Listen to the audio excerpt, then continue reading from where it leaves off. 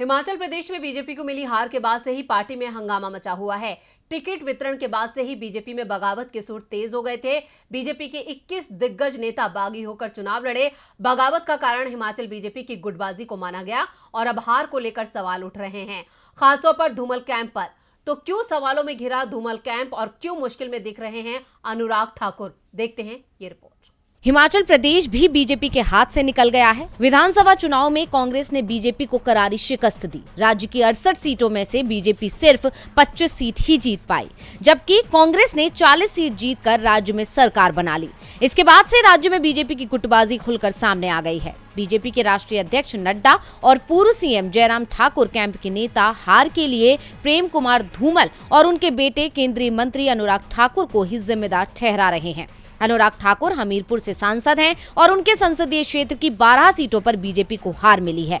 अनुराग ठाकुर के गृह जिले हमीरपुर में तो बीजेपी खाता तक नहीं खोल पाई। जिले की 5 में से 4 सीटों पर कांग्रेस और 1 पर निर्दलीय उम्मीदवार चुनाव जीत गया। इसके बाद से ही सोशल मीडिया से लेकर बीजेपी नेता तक चुनाव में अनुराग ठाकुर की भूमिका पर सवाल उठा रहे हैं। दावा कर रहे हैं कि अनुराग ठाकुर कैंप से जुड़े लोगों ने ही पार्टी को कमजोर किया, जिसके चलते पार्टी सत्ता में आने से चूक गई। अनुराग ठाकुर पर पार्टी के अंदर हो रहे हमले के बाद अब उनके पिता प्रेम कुमार धूमल बचाव में आ गए हैं।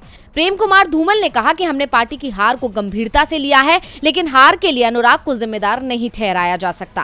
पार्टी ने जहां भेजा वहां उसने प्रचार किया। हार का कारण गलत टिकट वितरण है, क्योंकि जिस तरह से टिकट बांटे गए उससे बीजेपी के अंदर बगावत हो गई। 21 लोगों ने पार्टी उम्मीदवारों के खिलाफ चुनाव लड़ा। पार्टी इस पर विचार कर रही है कि कैसे टिकटों का बंटवारा किया गया।